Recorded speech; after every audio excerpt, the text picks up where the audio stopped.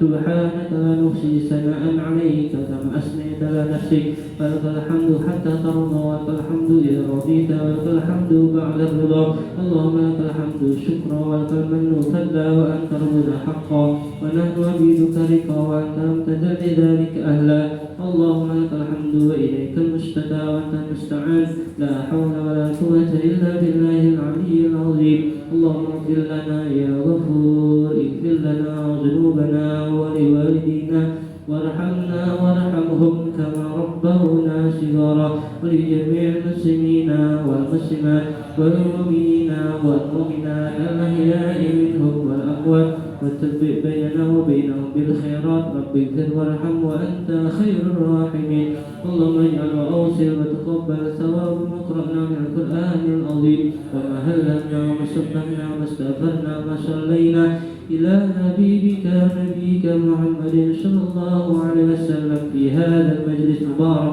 هدية منا واصلة ورحمة نازلة وبركة شاملة وصدقة متقبلة نقدمها نهديها إلى روح حبيبنا وشفيعنا وقرة أعيننا سيدنا ومولانا محمد صلى الله عليه وسلم ثم إلى روح آبائه وإخوانه وعشيرته من الأنبياء والمرسلين وعن كل منهم الصحابة أجمعين ثم إلى أرواح من اجتمعنا هنا بسببهم إذا اللهم وصل ذلك مع مزيد بر خصوصا إلى روح جميع المؤسسين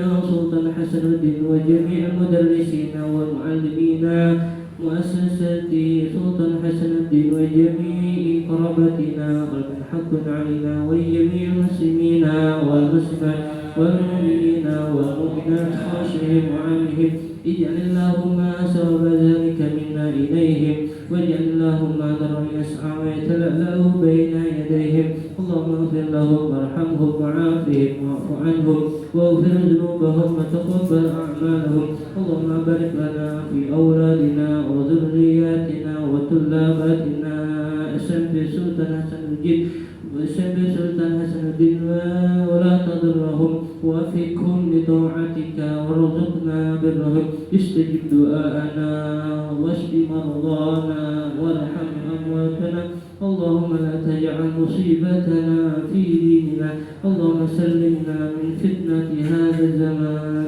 اللهم انصرنا من فتنة هذا الزمان اللهم احفظنا من فتنة هذا الزمان وسلمنا من فتنة الدنيا وآفاتها ربنا آتنا في الدنيا حسنة وفي الآخرة حسنة وقنا عذاب النار وصلى الله على سيدنا محمد وعلى آله وصحبه وسلم والحمد لله رب العالمين الفاتحة أعوذ بالله من الشيطان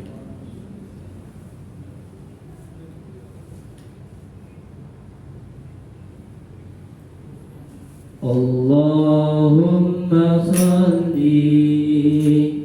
على سيدنا محمد طب القلوب ودوائها وعافية الأبدان وشفائها ونور الأبصار وضيائها وعلى آله وصحبه وسلم اللهم صل على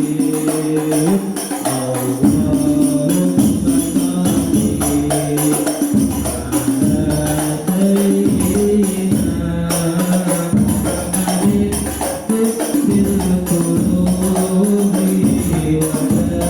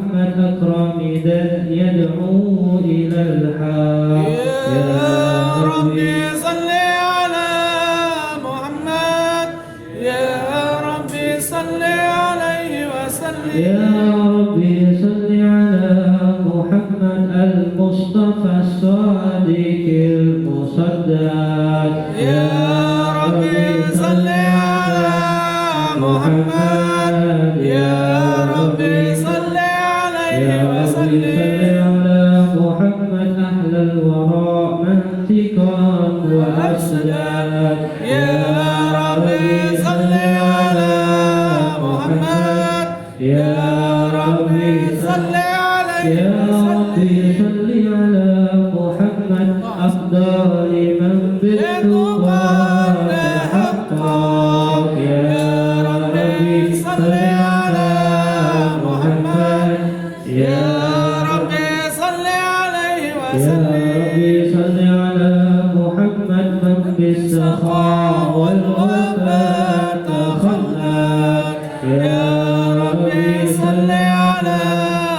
محمد يا ربي صل عليه يا وسلم ربي صل على محمد صل عليه. واجمع من الشر ما تفرق يا ربي صل على محمد يا ربي صل عليه وسلم صل عليه ما قدمهما يا ربي صل على محمد يا ربي صل عليه وسلم يا ربي صل على محمد صل عليه. وافتح من الخير كل مغلق يا ربي صل على محمد يا ربي صل عليه وسلم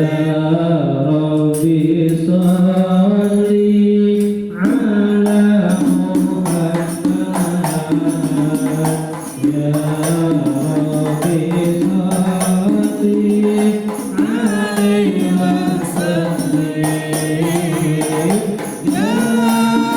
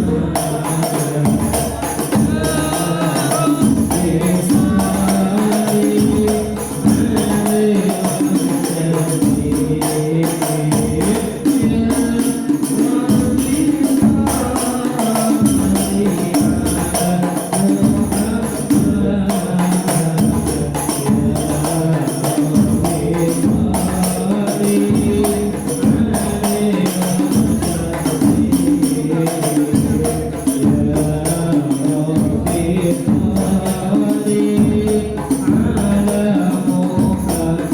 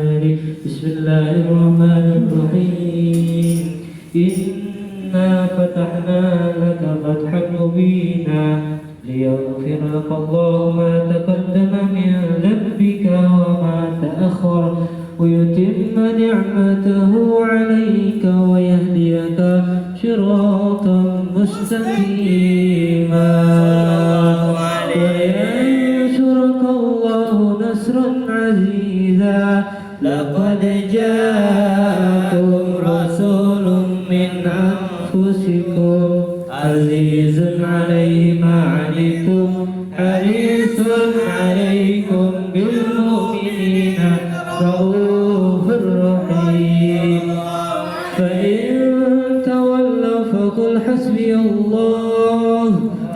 الله لا إله إلا هو عليه توكلت وهو رب العرش العظيم إن الله وملائكته يصلون على النبي يا أيها الذين آمنوا صلوا عليه وسلموا تسليما اللهم صل وسلم وبارك عليه وعلى آله اللهم صل وسلم وبارك عليه وعلى آله بسم الله الرحمن الرحيم الحمد لله القوي سلطانه الواضح برهانه المبسوط في الوجود كرمه وإحسانه تعالى مجده وعظم شانه خلق الخلق الحكمة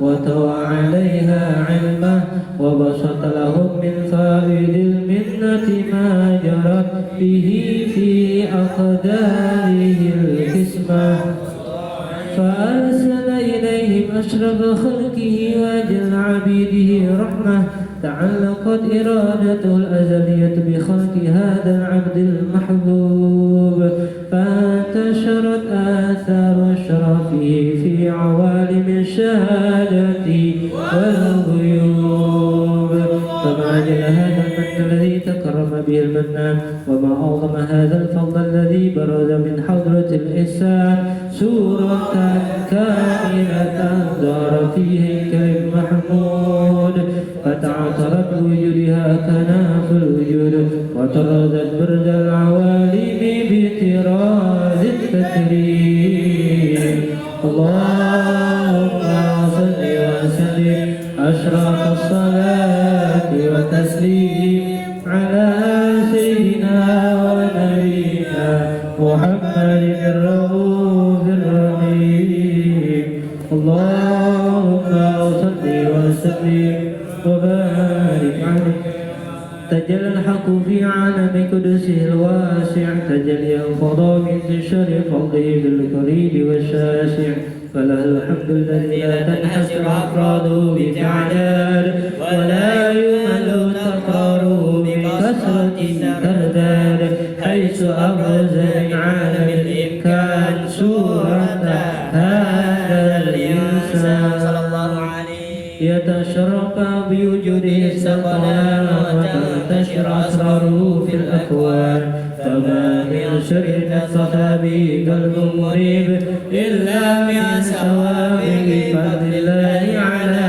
هذا الحبيب يا لقلب سروره والتوالى بحبيب عم الأنام نوالا جل من شرف الوجود بنور غمر الكون بهجته وجمالا وترقى في الحسن على مقام وتناهى في مجده وتعالى لاحظته العيون فيما اجتلته بشرا كاملا يزيح الضلال وهو من فوق علم قدرة رفعة في شؤونه وكماله فسبحان الذي أبرز من حضرة الامتنان ما يعزل عن أصل الإنسان ويحال في تعقل معانيه الجنان انتشر منه في عالم البطون والظهور بعد الوجود الخلق ينور فتبارك الله من إله كريم بشرت آياته في الذكر الحكيم بالإشارة لقد جاءكم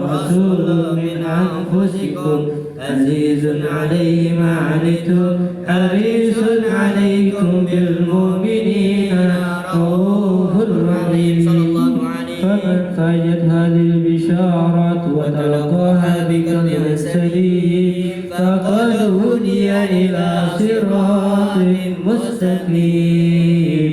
اللهم صل وسلم أشرف الصلاة والتسليم على سيدنا ونبينا محمد الرؤوف الرحيم. اللهم صل وسلم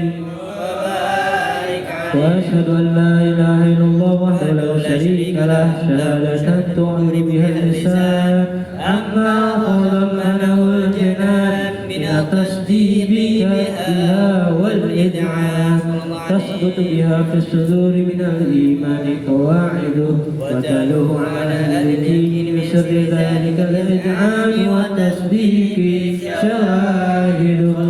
وأشهد أن سيدنا محمدا العبد الصادق في قوله وفعله والمبلغ عن الله ما أمره بالتبليغ بخلقه من فرده ونفله عبد أرسله الله للعالمين بشيرا ونذيرا فبلغ الرسالة وأدى الأمانة وهدى الله به من الأمة بشرا كثيرا فكان في ظلمة الجهل للمستبشرين سراجا وقمرا منيرا وما أعظمها من منة تكرم الله بها على البشر وما أوسعها من نعمة انتشر سرها في البحر والبر. اللهم صل وسلم بأجل الصلوات وأجمعها وأزكى التحيات وأوسعها على هذا العبد الذي وفى بحق العبودية وبرز فيها في خلعة الكمال وقام بحق الربوبية في مواطن خدمة لله وأقبل عليه غاية الإقبال صلاة يتصل بها روح المصلي عليه به وينبسط في قلبه نور سر تعلقه به وحبه ويكتب بها بعناية الله في حزبه وعلى آله وصحبه الذين اتقوا صهوة المجد بقربه وتفيأوا ظلال الشرف الأصلي بوده وحبه ما عطر الأكوان بنشر ذكراه النسيم. اللهم صل وسلم أشرف الصلاة والتسليم على سيدنا ونبينا محمد الرؤوف الرحيم.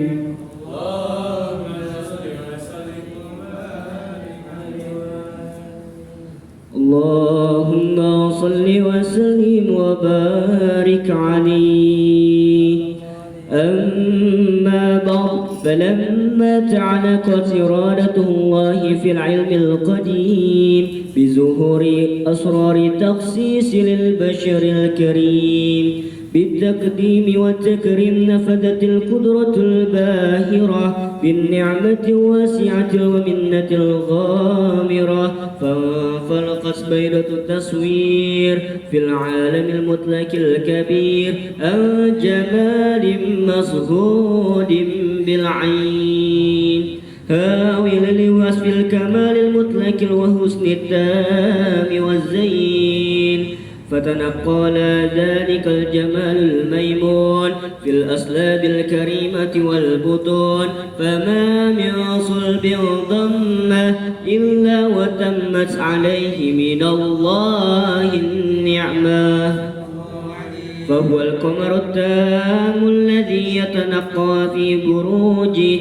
ليتشرف به موطن استقراره وموضع خروجه وقد قضت الأقدار الأزلية بما قضت وأزحرت من سر هذا النور ما أزحرت وخصصت به من خصص صلى الله عليه فكان مستقر في الأصلاب الفاحرة والأرحام الشريفة الطاهرة حتى برد في عالم شهادة بشرا لا كالبشر ونورا حير أفكار زهوره وبحر فتعلقت همة الركيم لهذه الحروف بأن يركم في هذا الكرطاس ما هو لديه من أجائب ذلك النور المعروف.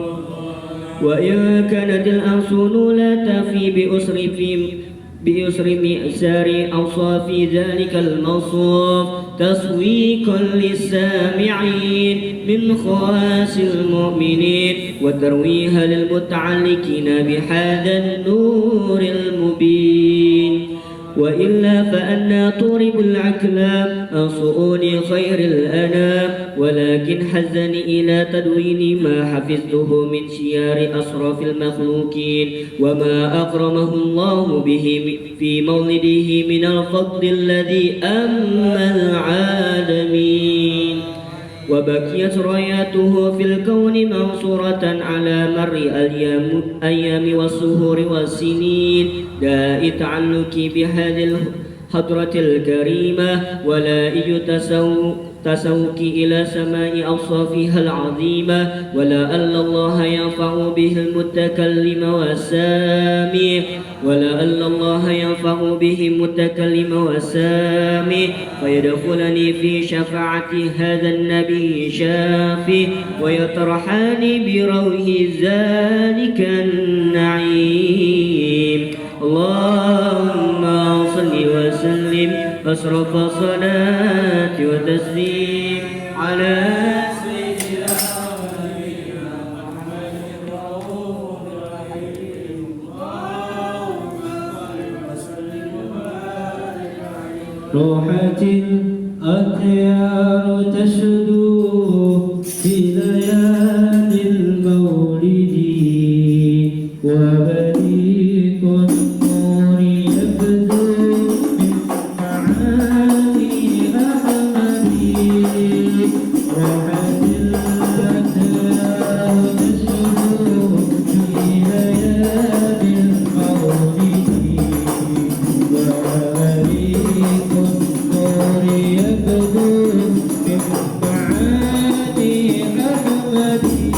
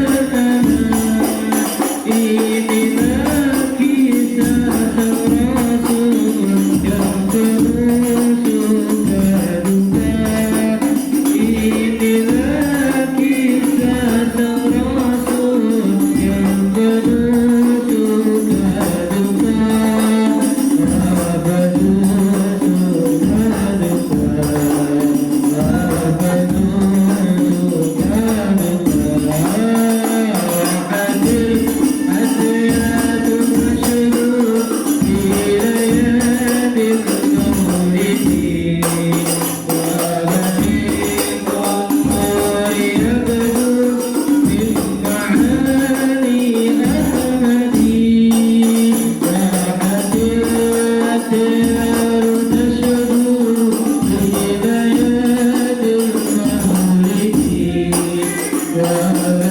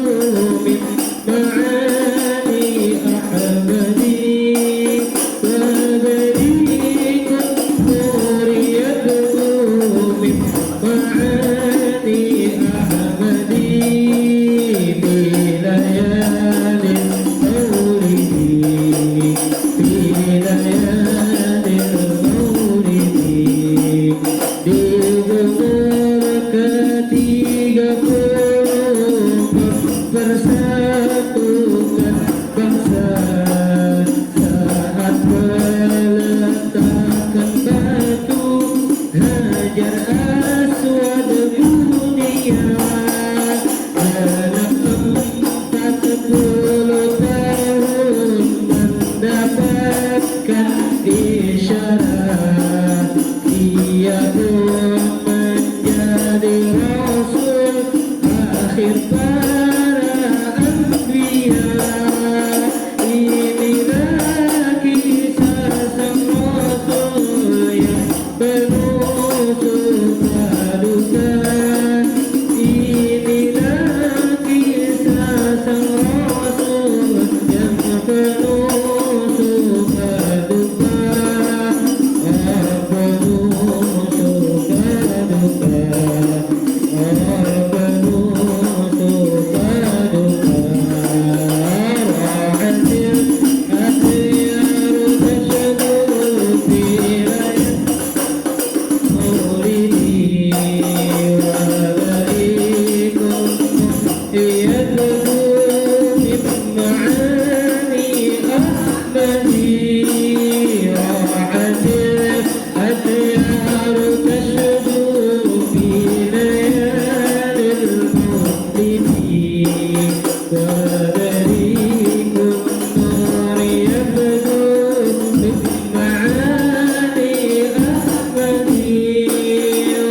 Rahatil nur yabdu min ma'ani ahmadi wa barikum nur yabdu min ma'ani ahmadi fi layalil maulidi. Fi layalil maulidi. Allahumma salli wa sallim wa barik alaihi.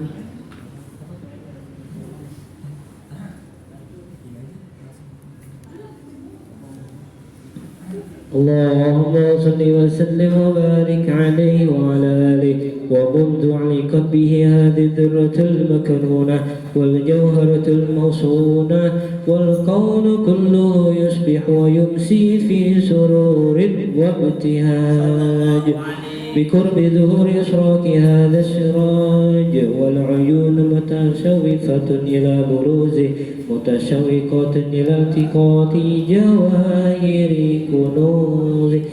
وكل دابة لكرش نطقت بفصيح العبارة معلنة بكمال الإشارة. وما من حامل حملت في ذاك العام إلا أتت في حملها بغلام من بركات وسعادة هذا الإمام. ولم تزل الأرض والسماوات متبرخة بعطر الفرح بملاقات أشرف البريات وبروزه من عالم الخفاء إلى عالم الظهور بعد تنقله في البطون والظهور. فأظهر الله في الوجود بهجة التكريم وبسط في العالم الكبير مائدة التشريف والتعظيم ببروز هذا البشر الكريم. اللهم صل وسلم أشرف الصلاة والتسليم على سيدنا ونبينا محمد الرؤوف الرحيم. اللهم صل وسلم وبارك عليه وعلى آله. اللهم صل وسلم وبارك عليه وعلى آله. فحينا قرب أوان واتحاد الحبيب علنت السماوات والأرضون وما فيهن بترحيب. وأمطار الجود إلهي على أهل الوجود تسيج وألسنة الملائكة بتبصير للعالمين تعيد. سبحان الله والحمد لله ولا إله إلا الله. سبحان الله والحمد لله ولا إله إلا الله. الله أكبر. سبحان الله والحمد لله ولا إله إلا الله. الله أكبر. والكل والقدرة كشفت قيناء هذا المسطور ليبرد نوره صلى الله على كامل في عالم الزهور، نور فاق كل النور. وأنفذ الحق حكمه على من أتم الله عليه النعمة من خواص الأمة أن ينظر إن دوته أمة تعنيس لجنابها المسعود ومشاركة لها في هذا السمات الممدود. فحضرت بتوفيق الله سيدة مريم وسيدة آسيا وماءهما من الحور عين من قسم الله له من الشرف بالقسمة الوافية. فأتى الوقت الذي رتب الله على حضور وجود هذا المولود، فانفلق سبه الكمال من النور عن وبرز الحامل المحمود مذئنا لله بتعزيمه والسجود. صلى الله على محمد صلى الله عليه وسلم. صلى الله على محمد صلى الله عليه وسلم. يا نبي سلام عليك، يا رسول سلام عليك، يا حبيبي سلام عليك.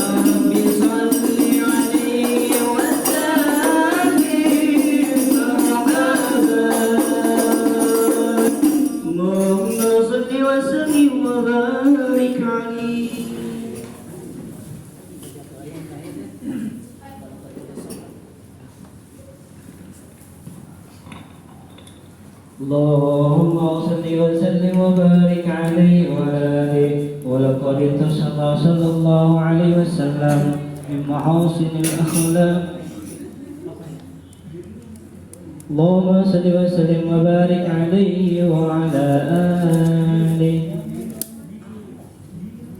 ومن الشرف الذي تقصد.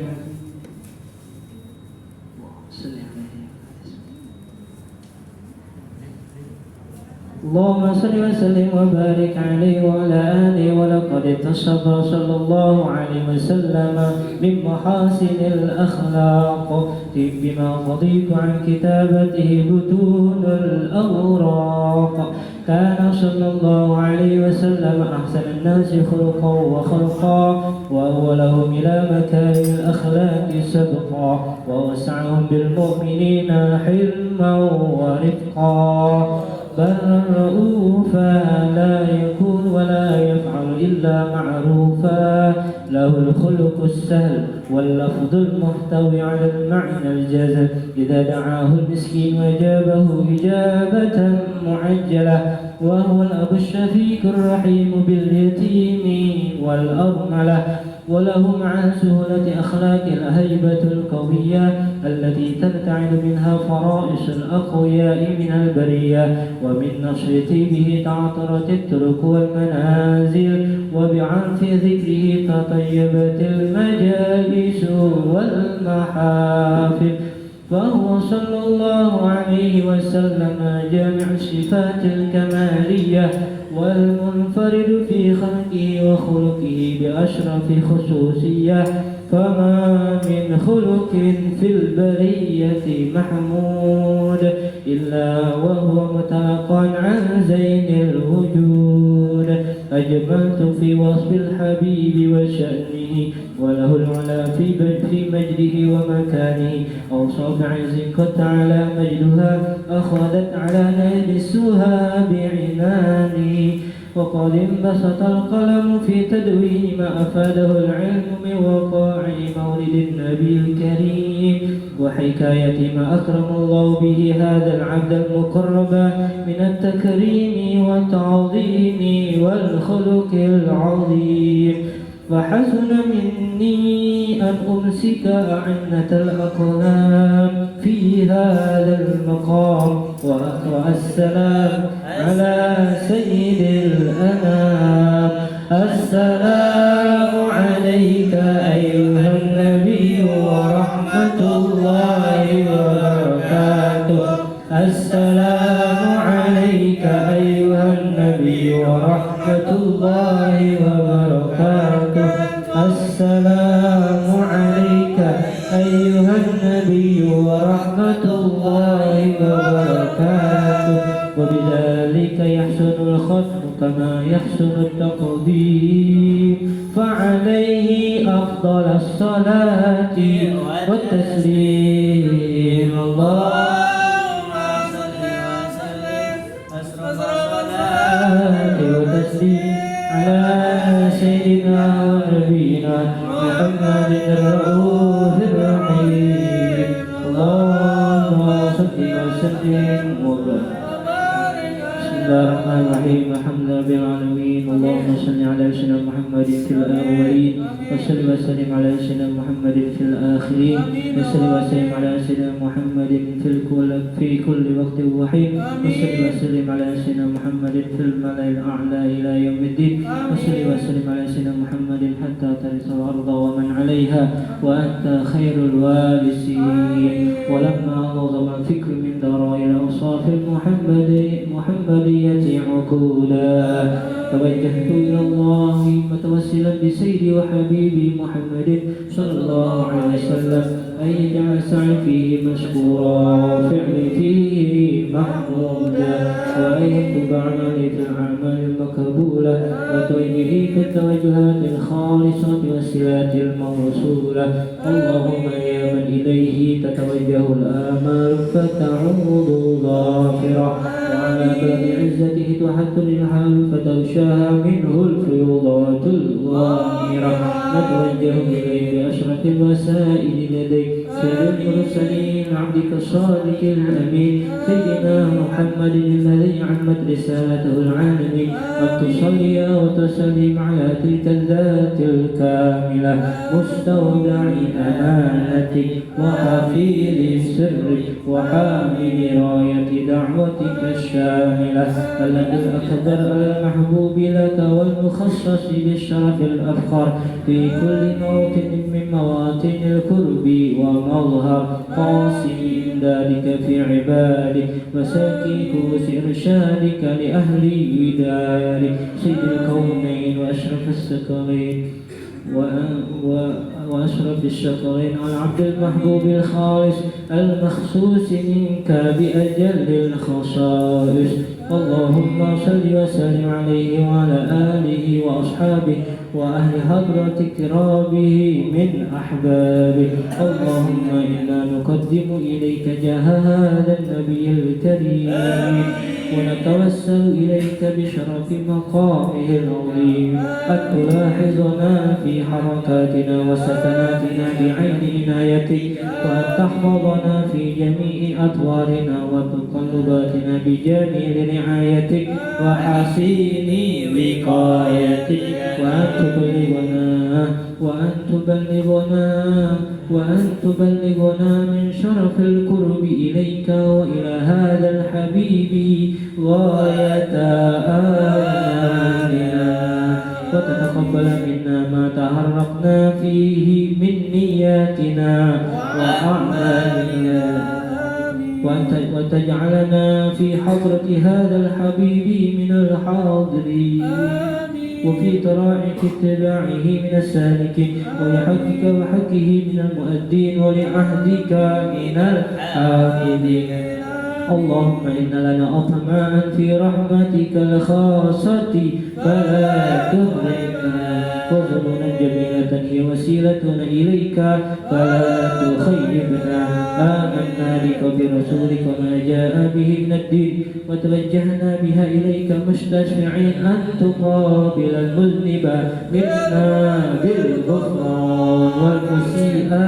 بالإحسان والسائر بما سأل والمؤمل بما أمل وأن تجعلنا ممن نصر هذا الحبيب ووازره ووالاه وظاهره وهم ببركته والشريف وجهته أولادنا ووالدينا وأهل قدرنا ووالدينا وجميع المسلمين والمسلمات والمؤمنين والمؤمنات في جميع الجهات وأدم راية الدين القويم في جميع الأقطار منشورة ومعالم الإسلام والإيمان بأهلها معمورة معنى وسورة واغفر اللهم كربة المكروبين وقضي إلينا المدينين واغفر للمذنبين وتقبل توبة التائبين وانشر رحمتك عن عبادك المؤمنين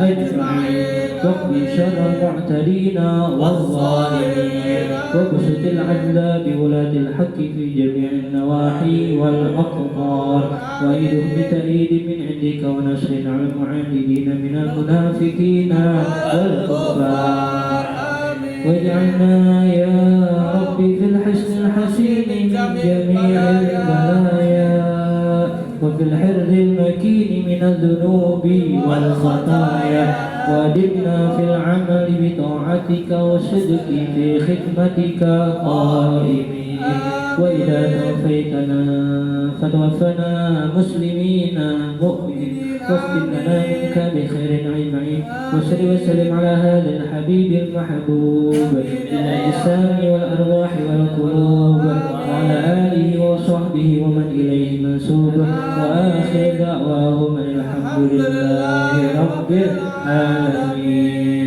الفاتحة أعوذ بالله من الشيطان الرجيم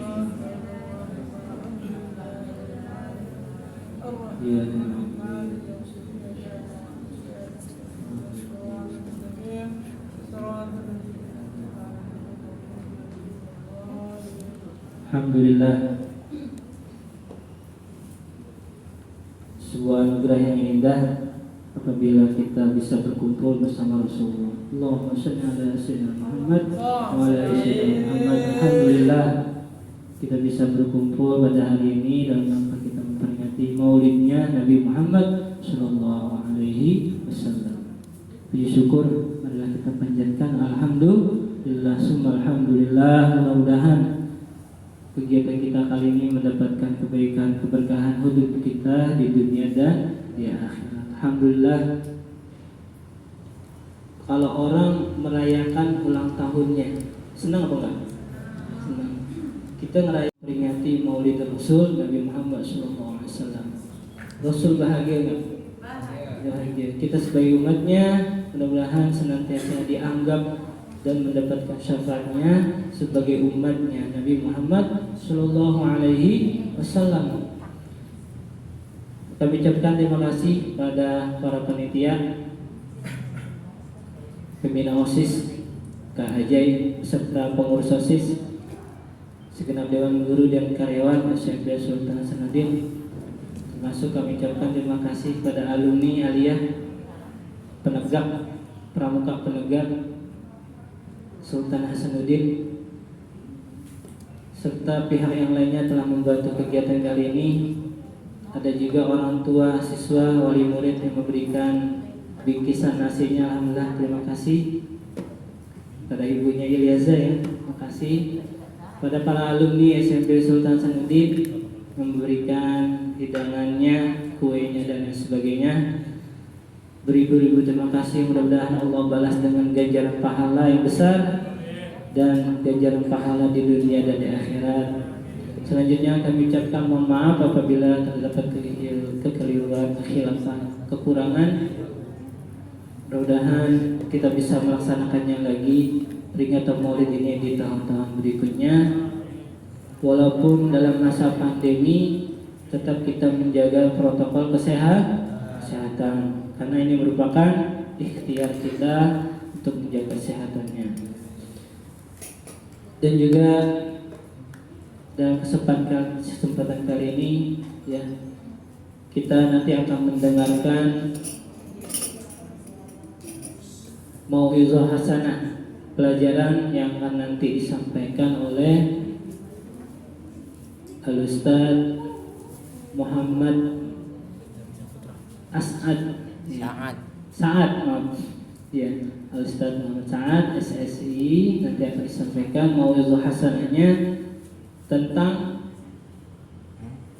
kelahiran tentang baginda Nabi Muhammad SAW. Yang tadi kita sudah baca juga tuh salawatnya Rohatil, bagaimana kehidupan keluarganya Nabi, kehidupannya Nabi Muhammad SAW. Nanti akan disampaikan oleh Ustaz Muhammad Sa'ad ya. Kita dengarkan, kita simak, kita pelajari, kita perhatikan. Mudah-mudahan kita lebih dekat lagi, kita lebih mengenal dekat lagi dengan sosok baginda Rasulullah Nabi Muhammad sallallahu alaihi wasallam. Allahumma shalli ala sayyidina Muhammad wa ala ali sayyidina Muhammad. Bersalawat kepada Nabi. Dalam riwayat yang dihadiskan dalam riwayat Imam Muslim, Imam Abu Dawud, Imam Tirmizi dan Nasai, man sallallahu alaihi salatan wahidatan sallallahu alaihi biha asyran. Kata Nabi, barang siapa yang bersalawat kepadaku satu kali, Allah yang langsung balasnya dengan 10 kali. Mudah-mudahan dengan kita memperbanyak salawat, Allah balas lagi dengan kebaikan-kebaikan, kenikmatan-kenikmatan dari Allah Subhanahu wa Ta'ala. Ada 5 manfaat hikmah kita membaca selawat. Yang pertama adalah kalau kita berselawat, doa kita dikabulkan oleh Allah Subhanahu wa Ta'ala. Ya. Sampai-sampai kalau kita nggak selawat, sholat kita diterima atau enggak? Ya, ketika tahiyat akhir nggak selawat, diterima nggak? Enggak, karena itu merupakan salah satu rukun sholat, nggak boleh ditinggal ya. Apalagi kita berdoa. Tadi kita sudah membaca Maulid sumtud duror. Ya, di bagian akhir doanya itu banyak sekali doa-doa baik untuk kehidupan kita di dunia maupun di akhir. Mudah-mudahan Allah jauhkan kita dari mara bahaya, penyakit, musibah, fitnah serta penyakit pandemi corona 19 ini ya. Jadi dengan kita bersalawat, mudah-mudahan doa-doa kita tadi yang dalam kitab Maulid Sumtud Duror ya tertulis di sana ya, mudah-mudahan doa-doa kita tadi itu diterima dijabah Allah Subhanahu wa taala ya. Kalau mau doanya terkabul, baca salawat dulu. Karena salah satu adab kita dalam berdoa, nih adab ya, sopan santun istilahnya. Kalau kita berdoa, kita kalau bisa itu membaca salawat. Pertama memuji Allah dulu, alhamdulillah, udah cukup. Setelah itu Allahumma sholli ala sayyidina Muhammad wa ala ali sayyidina Muhammad, lalu berdoa. Ya, itu termasuk adab. Yang kedua, manfaat kita bersalawat yaitu kita mendapatkan ganjaran pahala yang berlipat ganda. Kayak tadi yang diriwayatkan oleh Imam Muslim, Imam Abu Daud, Imam Tirmizi dan Nasai ya. Salawat sekali dibalasnya berapa kali? 10 kali. Tadi kita bersalawat berapa kali? Siapa yang hitung dari tadi? Banyak banget ya? Ya, alhamdulillah ya. Yang ketiga, barang kita yang kita apabila kita bersalawat ya, manfaatnya adalah mengangkat derajat kita di mata Allah Subhanahu wa taala. Yang keempat, apabila kita bersalawat, kita akan bersama Rasulullah di surganya. Amin. Yang diriwayatkan oleh Imam Tirmizi ya, orang yang paling berhak bersamaku kata Rasulullah di surga adalah orang yang paling banyak membaca salawat kepada Allahumma sholli ala sayyidina Muhammad wa ala ali sayyidina Muhammad. Mau bersama Rasulullah di surga enggak? Ya, mudah-mudahan ya, dengan kita banyak memperbaca salawat, kita nanti berkumpul dengan Rasulullah di surganya nanti ya. Salawat setiap saat. Kalau lagi bengong ya, kadang-kadang kita ada hal waktu yang terbuang gitu aja bengong. Ingat, oh ya salawat aja, Allahumma sholli ala sayyidina Muhammad. Istighfar juga, istighfar salah satunya bisa dengan salawat. Yang terakhir adalah ya, apabila kita banyak bersalawat ya, nanti kita akan mendapatkan syafaatnya di yaumul qiyamah nanti. Ya.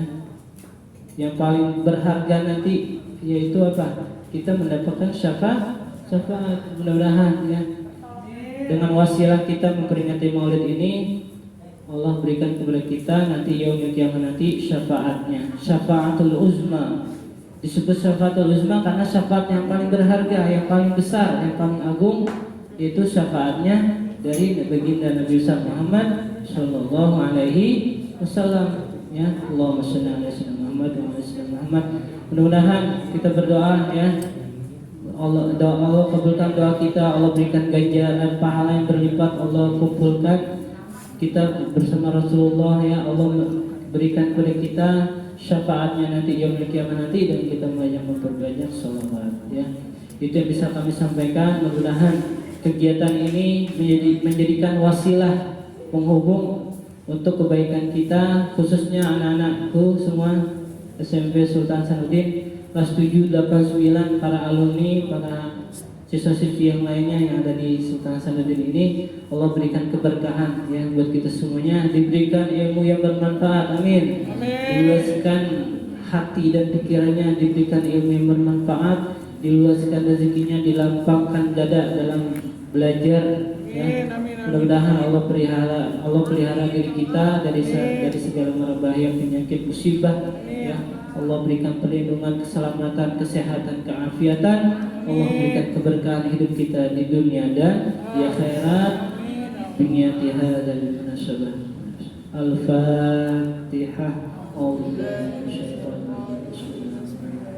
Alhamdulillah rabbil alamin arrahmanir rahim maliki yaumiddin. Iyyaka na'budu wa iyyaka nasta'in ihdinas mustaqim. Shiratal ladzina an'amta 'alaihim ghairil maghdubi 'alaihim waladdallin. Amin. Selanjutnya kita akan dengarkan mauzu hasanah pelajaran yang akan disampaikan oleh Ustaz Muhammad Sa'ad. Pada beliau kami persilakan.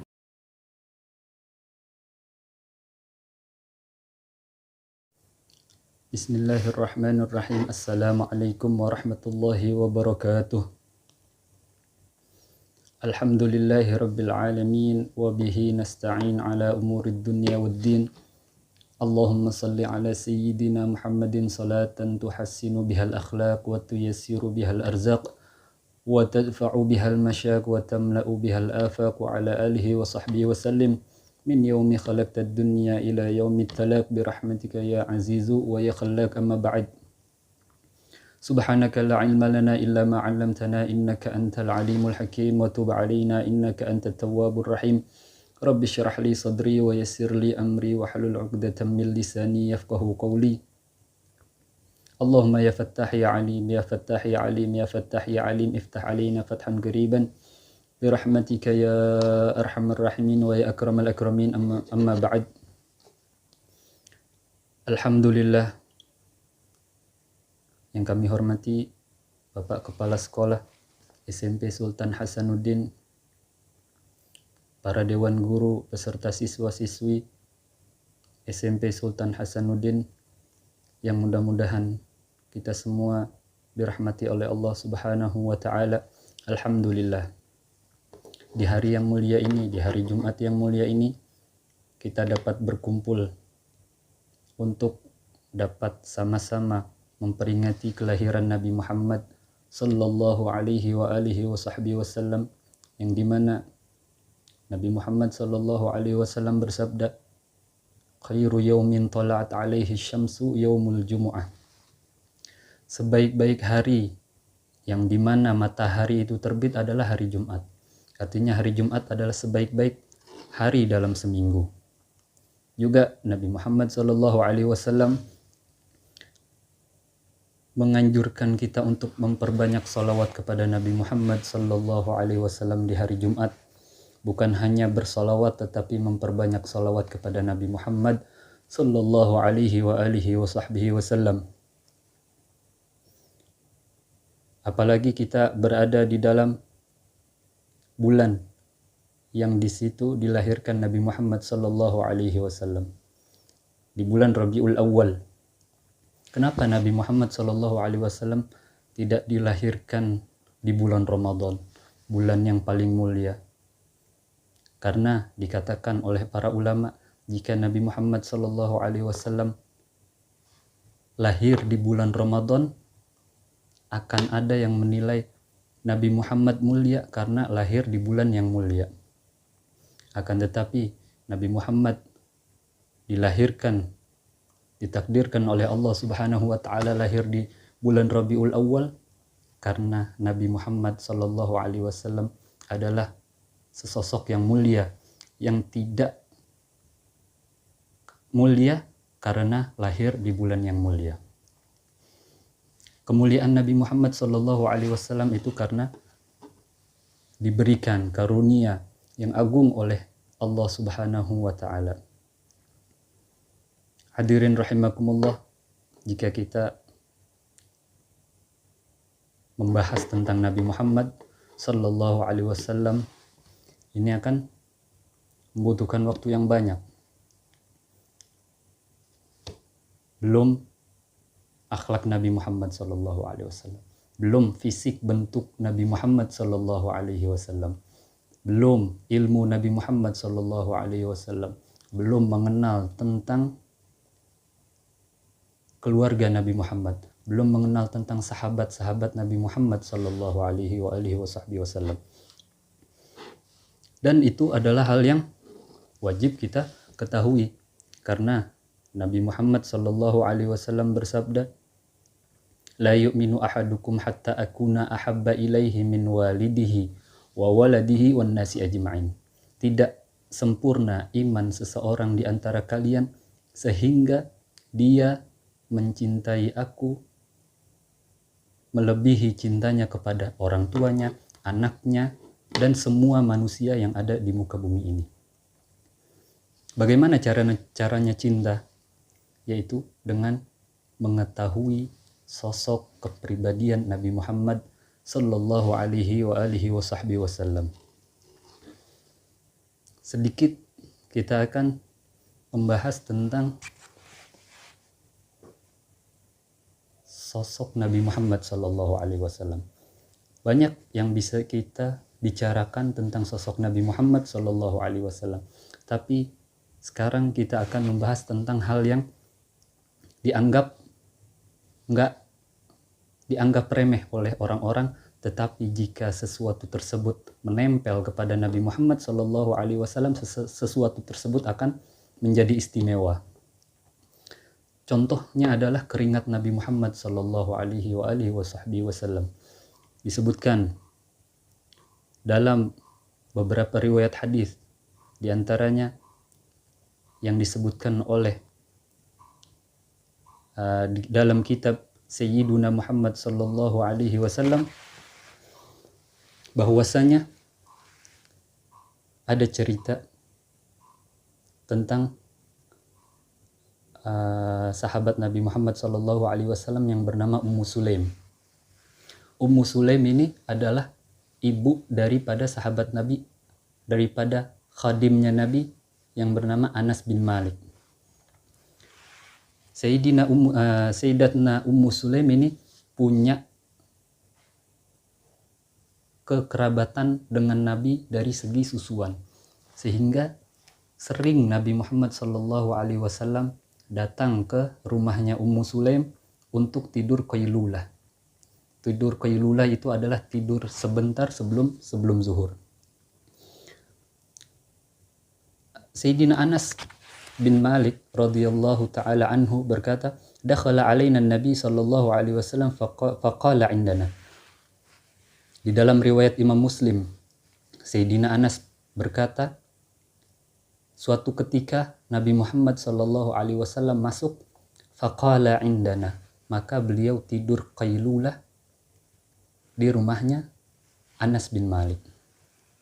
Fa'ariqa, maka Rasulullah sallallahu alaihi wasallam ada berkeringat, banyak berkeringat. Nabi Muhammad sallallahu alaihi wasallam itu banyak berkeringat. Di antaranya karena musim itu adalah musim panas. Faja'at ummi, kata Sayyidina Anas, maka ibuku datang, yaitu Ummu Sulaim, biqarurah faja'alat taslutul araqa fiha. Ummu Sulaim ini datang dengan botol dari kaca. Di situ dia mengumpulkan keringat yang bercucuran dari Nabi Muhammad sallallahu alaihi wasallam. Fastaiqadha an-nabiy sallallahu alaihi wasallam faqala, maka Nabi terbangun dan berkata, "Ya Ummu Sulaim, ma hadzal ladzi tasna'ina?" Wahai Ummu Sulaim, apa yang kamu perbuat? Kata Ummu Sulaim, faqalat, "Hadza 'araquka naj'aluhu fi tibina." Ini adalah keringat engkau yang aku kumpulkan untuk mewangikan minyak wangi aku. Nah, orang-orang biasa keringatnya itu bau busuk, kecuali keringat Nabi Muhammad sallallahu alaihi wasallam itu digunakan untuk mewangikan minyak wangi, bukan hanya untuk minyak wangi, tapi untuk mewangikan minyak wangi. Dalam sejarah, hanya Nabi Muhammad sallallahu alaihi wasallam satu-satunya orang yang keringatnya dikumpulin dan berbau harum seperti harum misik, bahkan melebihi. Sallallahu alaihi wa ala alihi wa sahbihi wasallam. Itu tidak ada di manusia yang lain kecuali keringatnya Nabi Muhammad sallallahu alaihi wa alihi wasallam. Begitu juga ada satu riwayat daripada Ummu Asim imra'atu Utbah bin Farqad.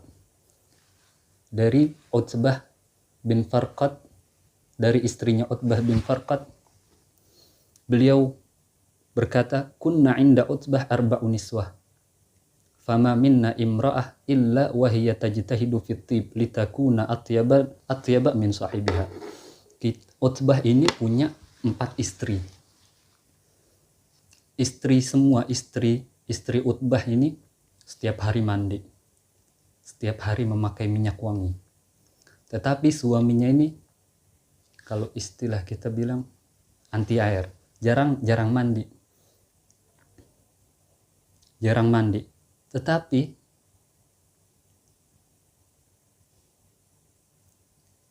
walaupun si Utbah ini jarang mandi dan istri-istrinya pada berlomba-lomba pakai minyak wangi dan mandi untuk menarik perhatian suaminya, tapi Utbah ini nggak mandi, dan wanginya si Utbah ini lebih wangi daripada istri-istrinya. Maka istri-istrinya heran. Lalu ditanya, ma syamamna rihan atyaba min rihi Utbah.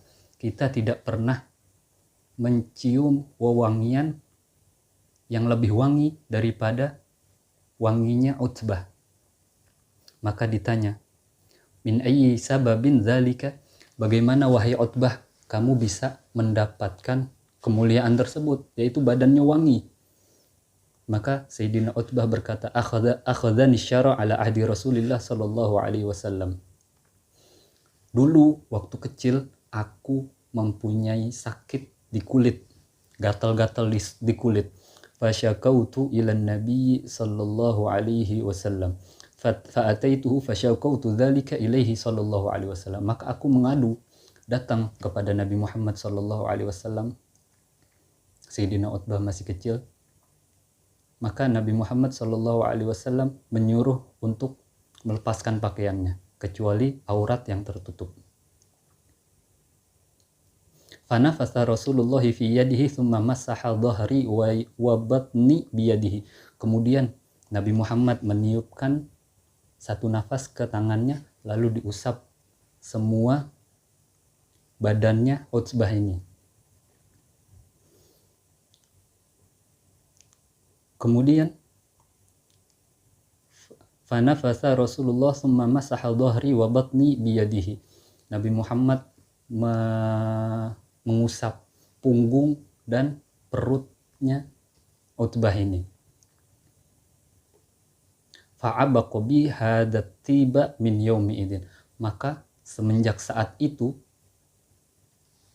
tubuhku menjadi harum, enggak pernah berhenti harumnya sampai punya 4 istri. Radhiyallahu ta'ala anhu wa ardah, berkat dan sebab usapan dipegang oleh Nabi Muhammad sallallahu alaihi wasallam. Ada lagi kisah tentang ludah Nabi Muhammad sallallahu alaihi wasallam. Ludah orang lain itu kebanyakan bau busuk, tetapi ludah Nabi sallallahu alaihi wasallam itu mempunyai keistimewaan tersendiri. Di antaranya tentang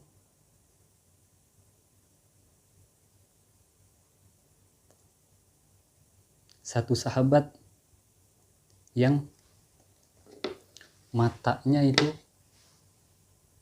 copot sampai jatuh ke pipinya akibat perang, ngadu kepada Nabi Muhammad sallallahu alaihi wasallam. Kata Rasulullah, mataku copot. Akhirnya diambil oleh Rasulullah tuh matanya, lalu dikembalikan, sehingga mata tersebut seakan tidak pernah terjadi apa-apa karena dipegang oleh Nabi Muhammad sallallahu alaihi wasallam. Berbeda dengan Musailamah al-Kadzab. Suatu ketika Musailamah al-Kadzab ini adalah nabi palsu. Suatu ketika sahabatnya Musailamah al-Kadzab matanya itu jatuh sampai ke pipi. Lalu mengadu kepada Musailamah al-Kadzab. Ya Musailamah al-Kadzab, katanya engkau nabi, tolong obatin mata aku sebagaimana dahulu Rasulullah Nabi Muhammad sallallahu alaihi wasallam mengobati mata sahabatnya. Maka dikembalikan mata tersebut oleh Musailamah al-Kadzab kembali, tetapi mata kirinya jatuh. Ini adalah ihanah, penghinaan terhadap orang yang mengaku Nabi Muhammad sallallahu alaihi wasallam. Amma kalau kita membahas tentang kepribadian Nabi Muhammad sallallahu alaihi wasallam, istri-istrinya Nabi Muhammad sallallahu alaihi wasallam, anak-anaknya Nabi Muhammad sallallahu alaihi wasallam, itu nggak akan ada habisnya. Makanya kitab-kitab maulid yang ada sekarang itu belum 100% mengisahkan tentang Nabi Muhammad sallallahu alaihi wasallam. Itu hanya sekelumit kecil yang ada keistimewaannya pada diri Nabi Muhammad sallallahu alaihi wasallam. Sehingga Al-Habib Umar bin Muhammad bin Salim bin Hafid menyebutkan dalam kitab maulidnya, walaqad asyartu lina'ti man awsafuhu tuhyil quluba tuhayyijul asjana wallahu qad athna alaihi fama yusawil qawlu minna aw yakunu thanana lakinna hubban fis sarairi qad da'a limadihi safwati rabbina wa hadana. Walaqad asyartu, dan aku telah mengisyaratkan, hanya memberi isyarat, lina'ti man awsafuhu, untuk mensifati Nabi Muhammad sallallahu alaihi wasallam. Adapun untuk memuji Nabi Muhammad sallallahu alaihi wasallam, Allah sudah memujinya. Lalu apa kadar pujian orang seperti kita kepada Nabi Muhammad sallallahu alaihi wasallam kalau Tuhan yang menciptakannya sudah memujinya? Akan tetapi, kata Habib Umar, hubban fis sarair, rasa cinta yang ada di dalam hati itu menjadikan kita untuk memuji Nabi Muhammad sallallahu alaihi wa alihi wa sahbihi wasallam. Dan ini juga untuk menggugah hati kita untuk terus mengetahui, mendalami kepribadian Nabi Muhammad sallallahu alaihi wasallam, tentang syama'il beliau, bagaimana beliau duduk, bagaimana beliau makan, tata cara beliau bersiwak. Kasih hadiah buat Nabi Muhammad sallallahu alaihi wasallam untuk melakukan sunnah-sunnah yang kita ketahui. Contoh siwak, pakai siwak setiap hari, pakai siwak setiap ingin sholat. Azam, berikan azam, mantapkan niat untuk sampai bulan Rabiul Awal tahun depan saya akan terus memakai siwak. Ini adalah untuk hadiah kepada Nabi Muhammad sallallahu alaihi wa alihi wa sahbihi wasallam. Semoga Allah Subhanahu wa taala memberikan kepada kita hidayah dan taufik agar kita mengetahui tentang mengetahui tentang Nabi Muhammad sallallahu alaihi wasallam lebih jauh lagi, sehingga Allah berikan kita rezeki untuk mencintainya dan banyak bersolawat kepada Nabi Muhammad sallallahu alaihi wa alihi wa sahbihi wasallam. Bismillahirrahmanirrahim. Alhamdulillahi rabbil alamin. Allahumma salli ala sayyidina Muhammad wa ala ali sayyidina Muhammad. Allahumma ij'al jam'ana hadha jam'an marhuma wa tafarruqana min ba'dihi tafarruqan ma'suma wa la taj'al fina wa la ma'ana syakiyan wa la mahruma. Allahumma ij'alna mimman yastami'una al-qawla fayattabi'una ahsanah. Allahumma hdina li ahsanil a'mal wal akhlaq fa innahu la yahdi li ahsaniha illa anta wasrif 'anna sayyi'aha fa innahu la yasrifu 'anna sayyi'aha illa anta bi rahmatika ya akramal akramin wa ya arhamar rahimin. Rabbana wa atina afdala ma ataita ibadakas salihin ma'al 'afiyati tamma fid darain. Rabbana taqabbal minna innaka antas samiul 'alim wa tub 'alaina innaka antat tawwabur rahim. Rabbana atina fid dunya hasanah wa fil akhirati hasanah wa qina adzabannar. Subhana rabbika rabbil izzati amma yasifun wa salamun 'alal mursalin walhamdulillahi rabbil alamin. Hadza minni, kurang lebihnya mohon maaf. Wassalamualaikum warahmatullahi wabarakatuh. Subhanakallahumma wa bihamdika asyhadu an la ilaha illa anta astaghfiruka wa atubu ilaik. Assalamualaikum warahmatullahi wabarakatuh.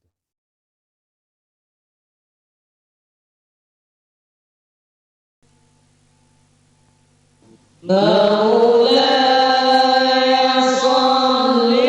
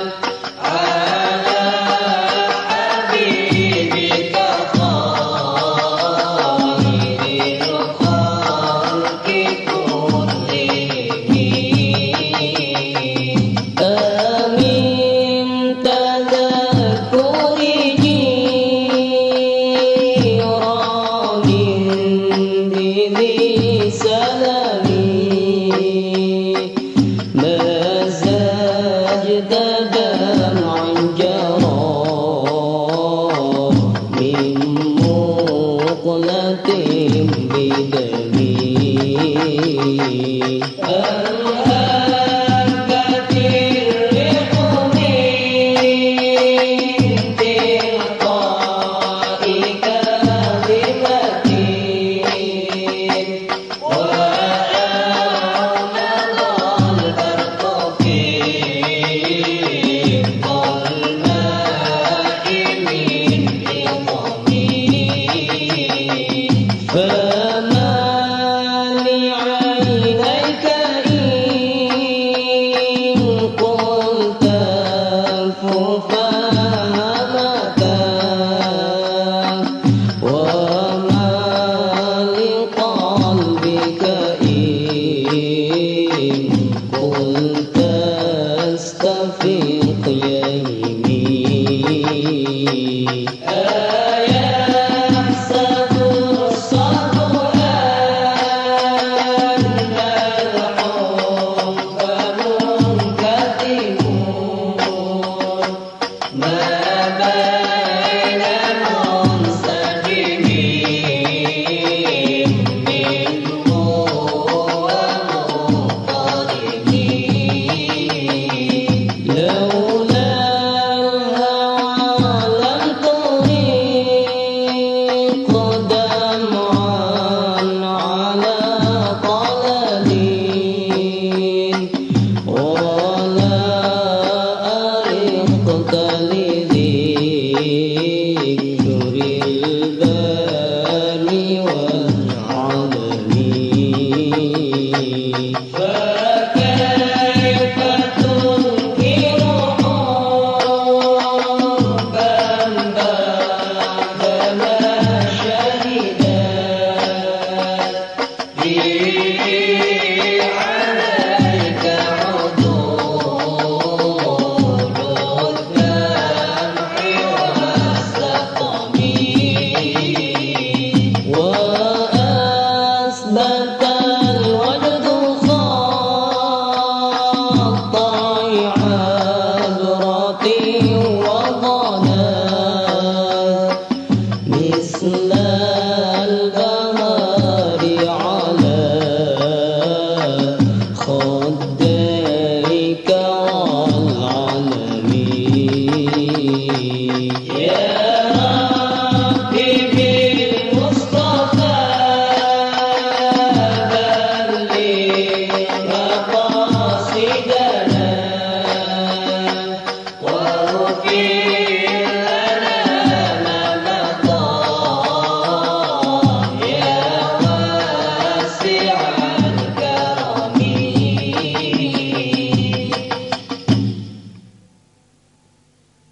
مولاي صل وسلم دائما أبدا على حبيبك خير الخلق كلهم مولاي صل وسلم دائما أبدا على حبيبك خير الخلق كلهم يا من سرى طيف